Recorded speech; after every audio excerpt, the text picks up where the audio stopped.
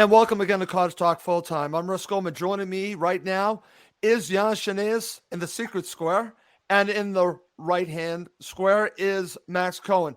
This is our initial reaction show to Fulham's 1-1 draw.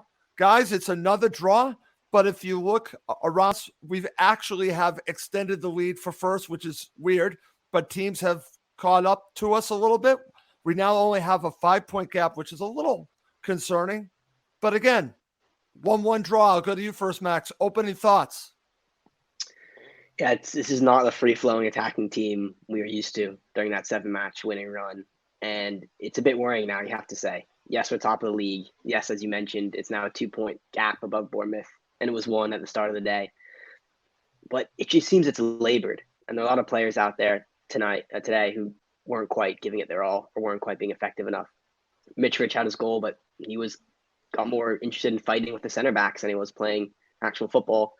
Wilson, Cabano, anonymous. I don't think Decordova-Reid did anything today for me. And that's just a bit concerning because we're not keeping clean sheets at the moment. We're letting in simple goals. And you could just tell that as soon as we got the goal in the 20th minute, Yep. we just took a step back for the next 40 minutes. We weren't really concerted attacking effort until the last 20 minutes of the match when you're chasing it. I think that's mentality-wise. I think Marcus Silva has to do a better job of getting his players focused, because it seems like we're not seeing out these types of matches. It was almost a carbon copy of the Preston game just a couple weeks ago. So, yes, we're top of the league, and yes, I'm not going to get on here and be too upset. But at some point, drawing matches to teams we should be beating isn't going to cut it. Okay. Giannis, I'm going to go to you. And first thing that I want to ask you is to talk about what Max just brought up a good point. Did this remind you of the Preston North End match? Did it remind you of that? And how concerned are you that they're now have all these draws back to back to back, and they are struggling with the attack? And you could see that Mitro is getting frustrated. What are your thoughts? What are your opening thoughts on this match? Well, I actually would have settled for a draw before the game today. Luton gave us. I predicted 1-1, by the way. Yeah, a couple of seasons ago, Russ, we drew 3-3 up at Kenilworth, and then they drew with us back here at the Cottage. They're a decent side. They'll have had a little bit of an edge because they've got a small club mentality in terms of small stadium, Fulham have more money than us, blah blah blah blah blah. I actually don't think we've recovered from that norovirus. I still think. You think that's part of this? Yeah, I do. I still think, even with a couple of weeks, I still think there's a little bit of residue. It's taking a little bit longer to get out of the system. Look, these athletes are,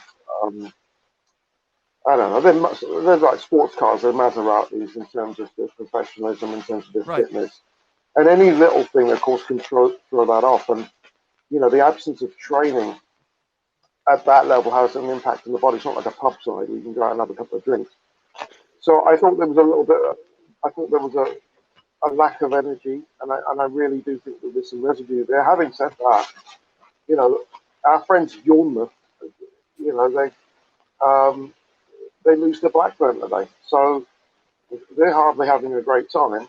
And I just think that it's going to take a little bit of time. We've got a busy Christmas schedule, run undefeated in 10. So, I'm half class for this one. I think we're going to be fine. I just think we're having a little bit of a lull, and I think all good teams go through that in the season. And we've still only lost, 3 games in 23. So I think we're going to be okay. Okay. Max, I want to get your thoughts on that because at the end of the broadcast, I heard Jamie and Jim talking about, wouldn't you rather have them lose a match and instead of having these draws, having more losses and then just a couple of victories? Would you rather have that? There's a point to be made on that. But as Giannis just said, we still only have 3 losses. And I don't think this is something to be overly concerned about, but I want to go back and get your thoughts on this. Do you think that we could be dealing with the virus still? Could that also be a part of this? I'm not trying to make an excuse. I'm just asking, could there be remnants of that still going on? Yeah, perhaps. I think that's a good point by Giannis, is that some of these players might not be at full fitness, and that might explain the drop in performance. Okay. Oh, it looks like we lost Giannis. Hopefully he'll be back. He'll be back. At the end of the day, I think, you the question you asked was, would you rather have a couple of losses and 2 wins rather than Right. 4 straight draws? I don't know if I'm going to view it in that terms, because that's kind of confusing, I feel. But look at the performance of it. So I just don't think I've seen us play a fluid nature in a while now, and that's why I'm a bit concerned. Yes, I don't think we're in danger of dropping out of the top 2 anytime soon. But I mean, look what happened when he scored the goal, and I'll look at today as an example. Right. Normally, for a Fulham side, a month ago, 2 months ago, we scored that first goal, we're immediately pressing on for the second, the third. And that's what we loved about this team under Marco Silva, is that we got a goal, we pressed on. You look what happened at Preston. You look what happened at Luton. It's almost like we got the goal and we regressed, and we said, "Oh, it's quite fortunate we've gotten a goal here in a tough environment. Let's just kind of sit back and retreat into our shell." And you can't be doing that, and that's what's a bit concerning, because the players know better. Okay. We're not a naive side. We know how to manage matches, but it's just so negative after we score, and you could see that goal coming from Luton. Oh, of course, we're going to 20 talk minutes about before. that. Absolutely. And you could say the same thing about Preston, is you just saw the momentum change. You saw the crowd get into it. You knew exactly it was going to be They fed an off the equalizer crowd, coming. Max. And we have to be better than that. Yeah. But again, to go back to you, and I'm just throwing this out there, I think what we also don't do enough, and I think we should be doing more of this, is giving credit to the other side. We have to give credit to Luton Town. I'm glad that you've already mentioned that, Max, They were because excellent. they were excellent. After Fulham scored, they were the better side to end the half for a good chunk of the first half. They didn't give us the space. The conditions were rough. Again, it's a factor. I'm not saying it's the reason why we have a draw, because Fulham have the better players, but I think we have to give a lot of credit to Luton Town. I just want to say that before we go on any further, because they were good for that goal. They deserve the goal. You guys will agree, they deserve the goal. Fulham did not do enough. Again, let's now talk about the goal. And, well, actually, before that, there's been a lot of talk probably on social media. We had it during the match. Giannis, I'm going to ask you first before we talk about the Mitro goal. Should Fulham have been given a penalty? The ball strikes the arm of a Luton Town player, then strikes the hand. There's no penalty there. What were your thoughts? I'm sure you remember when this happened. This is 5 times the penalty than the penalty that I watched this morning. Oh, don't get me started on that one. Yeah, that was an atrocious call. This was a penalty. Marco Silva's talked about this in the media, that he feels we're not getting a lot of breaks. I think one of the things we're going to have to play into here is that we've got to play Sheffield United, where there are teams that we're playing for the first time that are going to be up for it. Right. The second time, the novelty wears off. Luton Town are always going to be difficult. I know that, and they're a bit inconsistent anyway. I mean, I think they lost 5-0 at a Birmingham. You scratch your head and go, well, how do you do that? But I think the novelty wears off. The pitches are going to get heavier. I know the weather wasn't great again today. The Preston game, the conditions were very, very poor. The conditions weren't great today. And then look at what happened last Friday against Bournemouth, where we showed our real mettle and our quality when we got Tosin got the goal back, and we could have won that game. So sometimes you're never as good as you think you are. Sometimes you're not as poor as you think you are. I think we'll take the points. Silva will regroup. I know that Fulham are notoriously secretive about injuries and illnesses. If we'd have got an early penalty, that would have settled down the nerves. But as Wenger used to say many years ago, it all evens itself out. So hopefully in important games as the season wears on, we'll get the right calls. Okay, but it's a good point by you. I don't think we get many of these calls. And No. maybe it's because of who we are in the league that, again, we just don't get the calls. But I don't know. That's why I'm asking. I think it could have gone either way. But if you watch the Man City match, you tell me. If that's a penalty, then what is this, Giannis? If that's a penalty, okay. And don't get me started on that match. As I said to our co-host, Emilio Danello, if you want to be irritated, watch some highlights of Raheem Sterling. I won't say anything else. Just watch some highlights of Raheem Sterling. I think you know what I mean by that, Giannis. Very bad diving. He's a very good player. He doesn't need to dive. No. Anyways, this is not a Man City show. Over to you, Max. I want to get your thoughts. Did you think this was a penalty? It clearly hits his hand, but it all happens quite quickly. I think I could see it not given. It wasn't completely blatant. And, there are other situations the referee let go that weren't, in the penalty box, but, we had a handball that he kind of said, it's a natural position. That's just the nature of the championship, right? Is that there's no VAR. The calls Right. are you're going to get what you get on the first go. So I couldn't say I had a massive complaint about that. Well, what I was confused about was when Tete was tripped late in the second half when it looks like he was through on the right touchline. I never saw a replay of that, but that looked pretty blatant. Maybe it was in the box, maybe not. But I thought that was close. That was close. I'm very upset about that. Okay. All right, guys. Let's talk about the goal for Fulham. Max, I'll go right back to you. Let's talk about this because, again, this actually was from a set piece. Fulham have been great on set pieces. I can't remember if you could think of a team that was better on set pieces with Fulham, please tell me what it was because I don't know if I can remember one. They are that good on set pieces.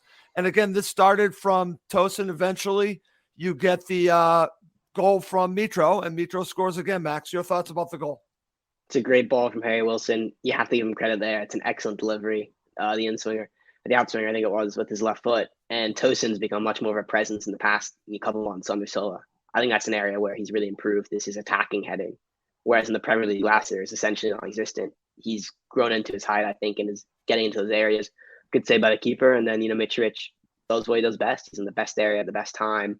And it wasn't the easiest to finishes because the keeper was still there. He wasn't completely out of the goal. But after that, you're hoping we kick on. You're hoping, okay, great, Fulham are in control. We just got the goal. Didn't quite happen, but definitely was a nice moment. Was one of our real first serious chances at half, though. Right. Luton actually started quite well, so wouldn't say it was totally against the run of play, but it wasn't as if we were knocking on the door for the first 20 minutes of the match. Okay, excellent. Giannis, back to you because, again, let's talk about from the goal on. I've already said this. Anyone that watched this, if you think that Fulham were better in the rest of the first half, please tell me because I thought Luton Town were the better side. But for all their huffing and puffing, they didn't score. But let's just look at it this way. Let's analyze from the goal on what was going on here. Was it really just Luton Town were just going for it and they were just the better side in the second half? Max was talking about Fulham sitting back. Was it the conditions? What was your reaction to what happened after the goal? Yes. I think it's a combination of all of them. I thought Luton stepped up the pace and the fans, it's a small stadium, Kenilworth Road, but they were noisy. I thought we were playing a little bit within ourselves, which is unusual. But again, I still think there's some issues within the squad there. And it was just, it's one of those, Luton Town is a team that would worry me because they always play us tough. And I anticipated a tough game. I think a win there would have been excellent. Yep. We dropped off the pace after we scored the goal. I think they deservedly got the equaliser. But, things to analyse. It was because the lineup today was, obviously interesting. Harrison Reed not being there, we missed that. I thought Joe Bryan did a pretty good job at left back, which was good because I still like him out there, even though he's not as good an athlete. But we were missing something. We were missing some fluidity. It wasn't our day, and give them credit. They're a mid-table side that like to punch above their weight, and we just, as I said, we were a little bit hesitant, a little bit tepid after we scored, and when they scored, when they did, I wasn't surprised, but it was a good game overall. It just, Silva will be disappointed we didn't put them away after scoring when we did. I agree, Giannis. And again, I was going to mention this later, but since we're talking about players that weren't available, players that played, I was talking to Max about this before we started. So I'm going to ask you, and we don't normally do this because there usually aren't that many issues. I think there were passengers in this game. Over to you, Max. I think the passengers were, and again, nice cross from Harry Wilson. I didn't think he played that great. Neeskins, I don't think was at the level that we normally see him. Would those be the passengers, or were there other passengers as well? Do you agree with the players that just weren't at it today? Decadova Reed is another one. I thought he was really poor. And I'm going to call out Seri, Okay. He actually was involved, but the thing I remember the most about him today was his, overhit passes or underhit passes, just very casual, frustrating. A lot of players didn't show up today. And that's the annoying thing is that the match was being played at Luton's pace. This could fit into what Giannis was saying about the virus, but it was such a quick, frantic, chaotic tempo. But it was at their tempo. We wilted under that Yes. because we love, to kind of passing the ball around. It is quick passing, but we like to control. And we lost all control today because you mentioned the weather, the pouring rain, the quickness of the surface, the ball bobbling back and forth, and we couldn't get a foothold. And I think that's also a good point Giannis made is Reed. In the center midfield, you could call it the passenger midfield with Seri and Kearney in there. No one's really going to step in and put a foot in the ball. And that's kind of the Harrison Reed role, is kind of being that live wire, buzzing back and forth, calming it down, but also can step in when the match gets quick. That's not Seri or Kearney's strong suit. So we lost the match in those areas. I actually thought the fullbacks were quite good. Sometimes we single out the fullbacks, but I thought Tede was decent. This year, I think, was the middle, and just the pace in general was too quick for us. Okay, excellent. Giannis, back over to you. Did we miss Harrison Reed in this match? Now, again, Marco Silva makes a substitution in the second half, brings on Josh Onuma. We'll talk about that in a second, but here's the question. Did we miss him in this match? Yeah, we did. And when I saw the lineup, I liked the lineup, but not having Harrison Reed worried me, because you need a little bit of clout and a little bit of boot, and someone who's very, very good at closing down. That's not Seri and Kearney's job. They're creators. What I think and looking from the positive, what I think is that, it's December the 11th now, but we've got the transfer window opening in 3 weeks, and I'm sure that Silver's looking at this and they're saying, okay, well, we've got a month to get players in, or get someone in on loan. And you look at Onuma, you look at Kenya. Are they the people that are going to do that job? Kenya's in the doghouse. Onuma's coming back from injury. I'm not so sure. Then does Tony Khan look at it and say, well, do we get a lone player in that can maybe complement, can provide that little bit still? Because unfortunately, whether we like it or not, Reed has been injury prone. Yeah. I'm not sure if this was, I don't know if you can find out info on this, whether this was injury related or illness related. But if it's injury related, we've seen it a lot, and we need cover there. I agree, honest. Totally. So we need a boot. Yeah, we need someone who's going to, and it's not going to be a championship player. It's going to have to be a Premier League player that maybe is on the bench, who is looking for playing time. And there are players out there that will come and do a job, to let our creative players do their bit. It was also interesting that the Carvalho didn't start today, and Bobby Reed started in the middle. Kearney, by the way. And Kearney. And I was pleased with Kearney. That's fair enough. He's still not at his 100%. He won't be on his... It's going to still take him time. But you look at it and say, well, we had enough players that were off colour today, but we still managed to get a draw at a difficult opponent. Yep. In a sold-out stadium. And Silva would have known this was going to be a difficult game. And then you look at other results in the division. Yeah, I know Wet Bum beat Reading, but then our friends Yarmouth lost to Blackburn. Yeah. And they're really not looking too stellar. No. The Cherries are looking crushed right now, right in a big fat Parker pie. So we're sort of clawing and scraping like cats looking for food at the door, and we get a point here and we get a point there. We're still undefeated at 10. Hopefully we can get everything sorted out. But off color. I think we looked at almost as orange as the tangerines we were visiting. Okay, very good there. I'm going to share a couple comments from the Fulham supporters just in general. So this is from Christy. 2 points clear at the top of the league. Dave Cronin, this is very interesting. If this is our bad patch, I'll take it. Yeah. Dave, I'm totally with you on that. You're going to like this one, Giannis, from Alan Purcell. Let's all laugh at Bournemouth. I love that. Yes. I love that. Oh. Okay, good stuff, guys. Let's now move to the second half.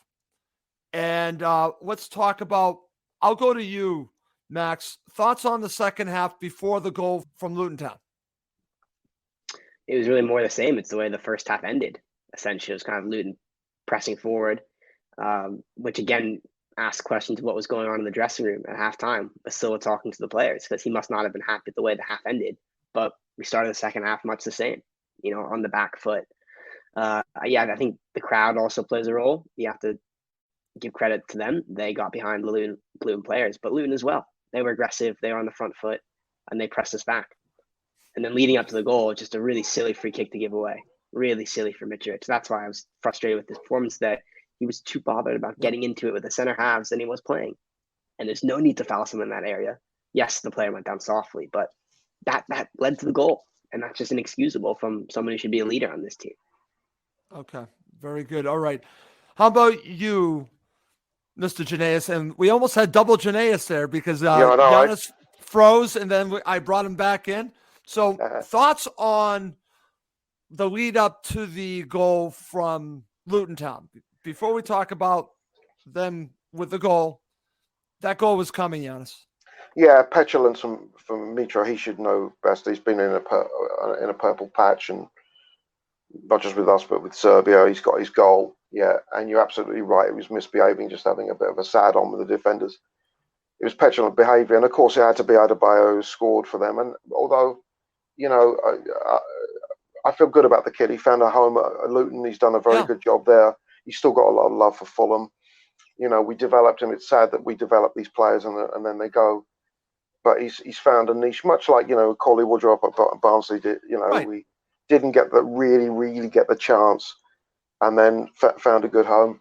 I'm sure Silva's going to give him a good bollocking, because you don't want to be, if you're one goal up, the last thing you want to do is concede set pieces.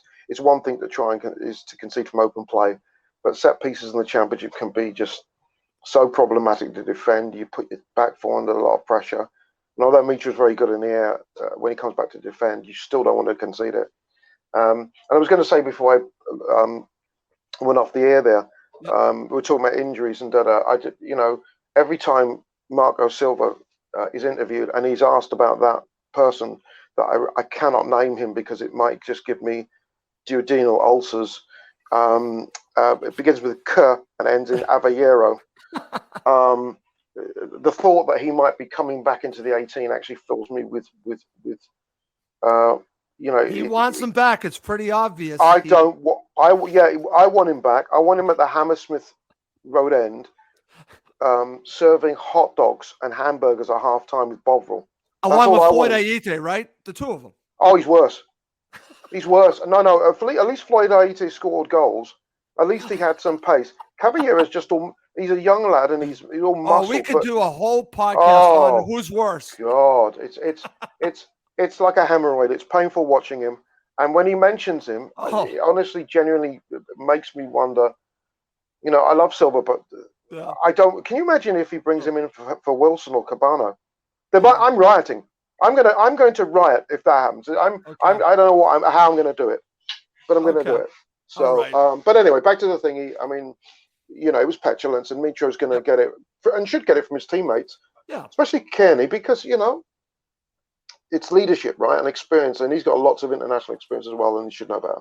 Okay, excellent, great stuff. Coming up next, we're going to talk about Fulham making substitutions and being better from the point that they gave up the goal, and we'll end with man of the match. Okay, Max. Let's start here. You and I talked about this. I think the substitutions, all three of them, because Muniz came on very late, I think they all came too late.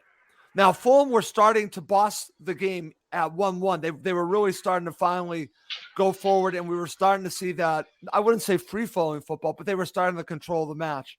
And honestly, the substitution, I think, was those two substitutions, the two players coming on, I think they were holding off because Fulham were having some of the play. So, but beyond that, I think they should have made the substitutions earlier. Do you agree? Totally, yeah. I think we really saw just one burst from Carvalho and one scuffed shot from Muniz, and really nothing much at all from Anima. Now that's a factor of them coming on, 10 minutes to go in such a choppy match at that point. When the subs started coming on, it actually broke up the rhythm. You're right, Russ, that we actually did quite well without them. We were at that's that not point. A reason not to bring on subs.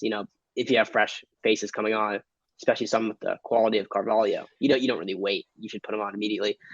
That should really be an hour mark sub, in my opinion. 65 minutes. Let them have an impact in the match.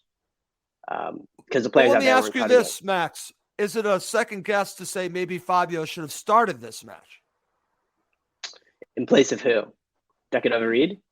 In place of Bobby Decadova-Reid? Yeah, no, I think so. Looking back, Decadova-Reid, I think, offered so little. he's been one who I think has really been anonymous in the past month and a half. I know he was out of the squad for a bit, just got back in the starting lineup, but it's not happening for him at the moment. Maybe even take off Wilson or something for Carvalho. Who knows? Yeah, but I agree. Carvalho, I think, deserved to play. He can sometimes get marked out of matches like this because I think in the Preston match he wasn't. And maybe that was the thought process on this. Yeah, but still, I think he's someone who's too good not to play for. If you're only playing 50 minutes a match, you're not really using Carvalho at all. Okay. Over to you, Giannis. Thoughts on when the substitutions came on, and also why did they wait so long to bring on Muniz? I mean, we're talking at the very, very end. And Muniz actually created an opportunity, as the announcers said, gentlemen, Jim and Jamie.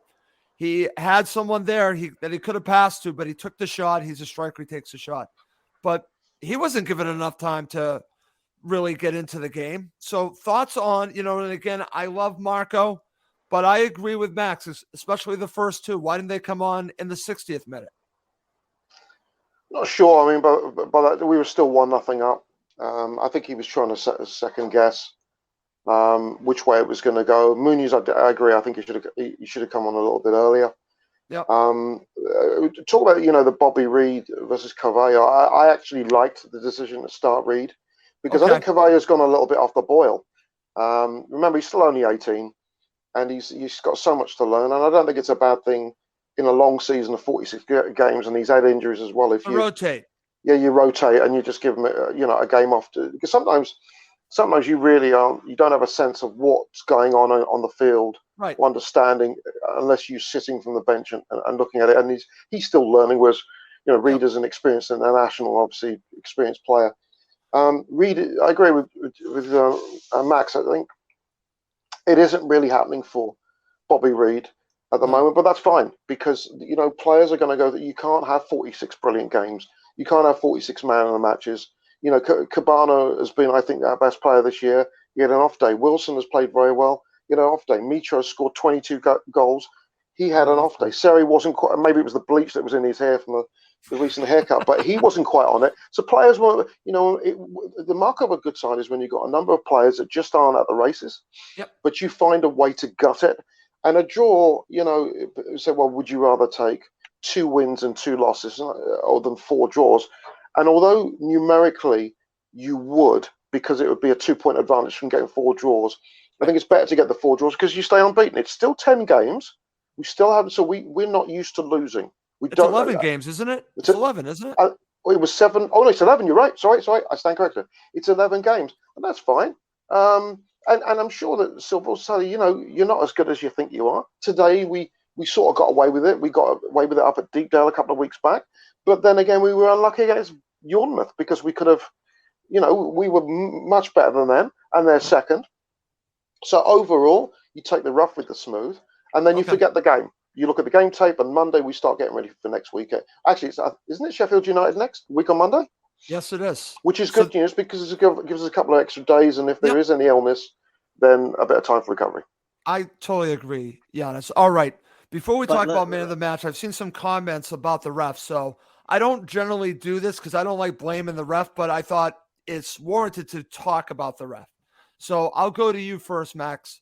Thoughts on the ref? I'm going to share some comments. You tell me agree or disagree. There were some comments about the ref. Let's go from Geg's own. Referee's decisions were bad again. He's going with Tosin for man of the match. Ben Lawrence said, ref today didn't want to give us a penalty as worried wouldn't get out of Luton alive. Just passing on that comment from Ben Lawrence. Your thoughts on the ref? I don't want to talk about the ref. I want to talk about what Giannis said, which is interesting in terms of, you have to give players slack. I think it's a very magnanimous message. I do. But the fact of the matter is we're Fulham Football Club in the championship. We're by far the best team. And yes, these players can have off days. Giannis is 100% right. You can't have 46, man of the matches. Right. But even at not their best, the players we have should not be struggling against a side like Luton, a side like Preston, etc. Right. That's just the fact of the matter. Gentleman Jim made a good point. When teams play us, it's the biggest match of their season, essentially, to date. When we play a team, it's just another match for us. People are going to rise to our level, rise to the occasion, get really up for it. We have to just realize that and get used to it. The players Right. we have, the quality in our squad is by far better than Luton Town. And the fact of the matter is they play better than us. And that goes on the players. The players shouldn't have to be grinding out these results. I know it's Sure. a championship. I know it's a tough league, but the quality we have in this side is too good for us to kind of write this off as, oh, that's football. You know, Okay. players can have a bad game, and that's normal. But we have to, criticize them for it and criticize the manager. So I'm not really happy with how it's gone, and we shouldn't blame the ref either. That's a Okay. shame. I mean, Okay. you saw just how mad the Luton fans are getting at him. I Yeah. don't think he influenced the match in a massive way at all. Okay. At all. Giannis, Max doesn't want to go and talk about the ref, and I respect that and understand that. But I will give you your shot at this. Well, I thought the ref was poor today, but the refereeing has been poor all season, and I really think It's now consistently bad. it's been bad. But I actually now I've got to the point, because as much soccer as I do watch, and it's not just obviously English stuff, but internationally, I really think now the time has come to start at the championship level, at the very least, to start bringing in female refs. I really do. I just Why think not? why? Why not? I think the standard of refereeing, Absolutely. female refereeing, is very, very high, and I really do think that. I mean, we see. I watch a lot of rugby, as you know. Yep. And you've got women officiating men's rugby. I mean, just think of that, having 30 bruisers Sure. on a pitch, and they manage it beautifully. And I think, Yeah. I'm getting a little fed up because we don't have VAR with some substandard refereeing. The other thing about the four draws, I will say this: games aren't played on paper, and from a Fulham's perspective, yeah, we do have probably the best squad in the division, but taking the first half of the season as an example, we've had 23 games. We've effectively played 23 cup finals. If you look at the opposition we've played, everybody, We had but 22, everybody Giannis. has played. I'm sorry, just 22. Sorry, One more. everybody has played us tough. Right. I mean, Barnsley. Okay, Barnsley. We beat them 4-1. Wasn't an easy game. We went to Peterborough. Oh man, they gave it everything. Derby County with the 0 points, they gave it everything. We went down to Bristol, to Ashton Gate, struggling. Preston. Yeah, we beat Blackburn 7. On. Yeah, it is. These games have been tough. These you've got really tough physical games, and I'll bet anyone that if you go and watch Preston against Peterborough, you won't have the same sort of intensity as you'd have against Preston against Fulham. I think the novelty wears off after the second time round, and I think that's when you're going to start to see that. But look, us, Bournemouth, West Brom, we're going to be targets. And look at Blackburn Rovers for a second. Blackburn, I know. Blackburn, yeah, I've gone on an absolute tear since we thumped them 7-0. It's going to be fits and starts. I think we're going to be just fine. I do think we might need a little bit of strength in the transfer window. We need to get rid of a couple of the old doggies. But I think we're going to be just fine. It's just the teams have been ready for us. Okay, I totally agree with that. I actually agree with that, Giannis. It's their cup final every time we play a club right now. I totally agree. All right, guys, let's end with man of the match. If you're watching live, feel free to share your man of the match. Over to you, Max. Who's your man of the match? Gonna go with Tosin. I thought Tosin was excellent throughout. His header led to Mitrovic's goal. And, on the counter-attacking opportunities, he was very, very alert to snuff out the Luton danger. So he's been really good for me past couple matches. Okay. So it's going to be Tosin. Tosin. Giannis, who's your man of the match? Oh, it's Tosin. It's not even close. Tosin. Okay. It's not even close. It's not even close. I was delighted he got that goal last week against Bournemouth, because he's a big boy. And with that kind of size, you should be able to do something that's attacking set pieces. I know I'm going to sound like an old fogey, and I know Robbo and I will probably be listening to this, but I think of a centre back like Roger Brown, who was a big bugger, and he used to come forward for every set piece, and even if it meant his head was split open, he'd go for everything. And Tosin, he's not the most muscular player, but he's tall and he's good in the air, and we need more production from our centre backs coming forward for set pieces. So I think that goal was a huge lift for him personally. And I was delighted today with his performance, and this is great. And again, I'm just gonna, I'm gonna watch the game again and see where I think there are the holes. But I'm pleased that at the back, with Rhodey back in there, having Rodak back in there really does provide a blanket for everybody else. I just think agree. now moving forward, we just have to just be a little bit more clinical in terms of if we take leads. And if you get one, get two. If you get two, try and get a third. Okay. Can I just share one thought before I share a couple more comments here? You just talked about Tosin. You talked about the defense. Giannis, I'm starting to get a little bit nervous in certain matches.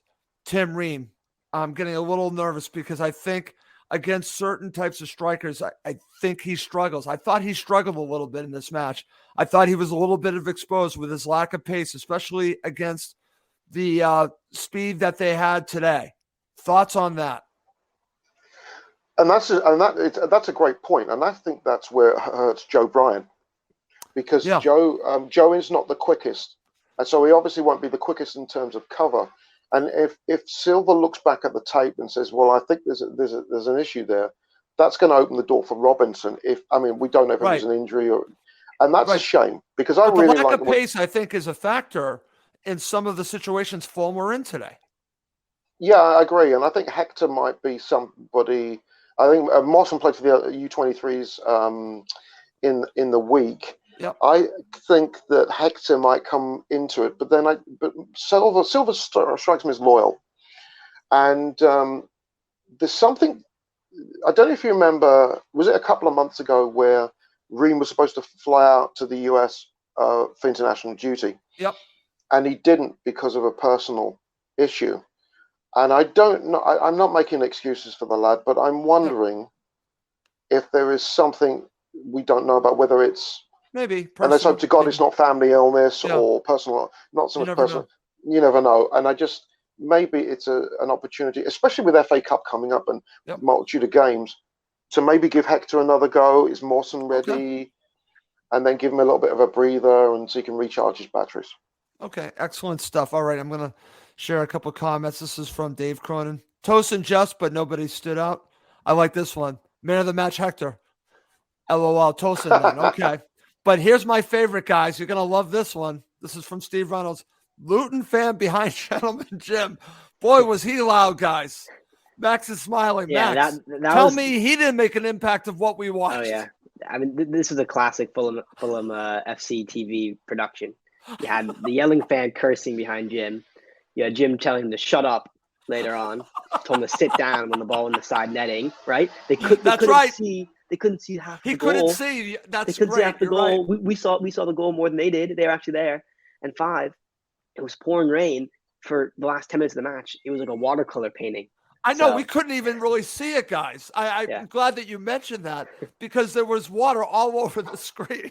Yeah, but to be fair, I was at the last Luton away match in 2019, I remember. Boxing Day. It was a 3-3.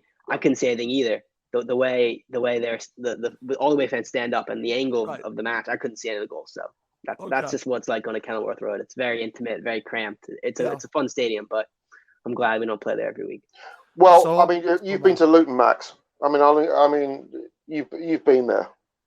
You've visited Luton. Okay. I mean, really. I mean, no wonder the poor fella. It's nice to leave. Yeah, and no wonder the poor fella behind's crying his eyes out. Poor little fella. He's got to leave the stadium. He's got to go out and go, oh my God, I live in Luton. What is this place? It's like, it's, you know, I mean, so you guys tell me that I shouldn't take a visit to England and go to Luton? God. No. Grim, Ross. Yeah, it is grim. I mean, people talk about Preston, but with Preston, you do have a good atmosphere. You're close to Blackpool. It's the northwest. It's way out of London. You know, they're decent fans up there. But Luton, I mean, the whole area. Luton, I thought Burnley was the place I didn't want to go. Burnley's okay. Burnley's okay because you've got lots of pubs and they do know their football up there. Don't get me wrong. Okay. But when I think of Luton, I think of Stevenage. I think of Welwyn Garden City. I think of Milton Keynes. I think of public washrooms. I mean, no. I mean, the only no. I mean, Luton were in the first top division back in the late 70s, and they were a really nice team. David Pleat managed them for years, and the stadium is still pretty small and pretty intimate. But the place itself is like, oh my God, I don't know. I don't want to offend. No. But I have to. I have to. My conscience is telling me. Okay, well, I actually watched the movie. I don't know if you guys saw the movie called Blinded by the Light, and it actually takes place in Luton. And I really wasn't that familiar with Luton before I saw it. Obviously, Fulham played against Luton Town. And yeah, okay, fine. I'll cross that off my list of places to go in. Please do. Cross that off. I'm going to add Blackpool. Certainly going to Blackpool's add. good. Yep. Yeah, I'm going to, well, now I have to go to Burnley under your recommendation. Yeah, Burnley. I like Burnley. It's a proper club, proper stadium, proper fans. Max, do you have pubs. any recommendation for me before we go? Don't go to Cardiff either. Don't go to Cardiff? Don't go to I went that was like a Boxing Day. That was when we won 4-1. That was a very, very grim drive. Okay. And the M4, yeah. No, Okay. I won't go there. How about Newcastle? Well, my daughter lives there. I like to tell her it's a shithole, even though she lives there. I'm hoping to go for the Middlesbrough game at the start of February. I will say, I do like, Max was talking about Cardiff. I actually, because I went to university close to there, I do like Swansea. Swansea's got a little bit about it. I wouldn't go to Bournemouth because there's loads of pensioners down there, so you don't know what's going to happen there. I do, and go. You know what? Loftus Road. I'm going to say Loftus Road. By the way. Emilio recommends Brighton. Brighton's nice. Brighton's lovely. Brighton's seaside. Brighton Hove. You got the seaside. This is how we're ending the show. It's a travel show now. It's not. Yeah, it's down the M23 travel show. Yeah, it's Brighton's a lovely little town actually. Don't go to Reading either. Reading. I've been there. I've actually been there, Max. I've actually been there. Reading. Do you know? Not a great stadium, by the way. Not a great. Do you remember the UK office? Ricky Gervais. Yes. Right. So that's set in Slough, and Slough is on the way to Reading. Now, if you remember the opening we're credits, all over the place at the show. Yeah. Sorry. Yeah. But at the start of the credits, the camera goes up this very, very grey office building, and then it pivots to a roundabout. That is Reading. Okay. It's grey and it's grim. Okay. Well, great show, guys. And thank you to Giannis and Emilio. I can't believe I said that. There's a goal for you. Giannis and Max for giving me travel tips on Russ's adventure to England the next time he goes. I know where not to go now, but let's wrap this up. For Giannis Shanez and Max Cohen, I'm Russ Cohen. Thank you, as always, for watching and listening to Cottage Talk.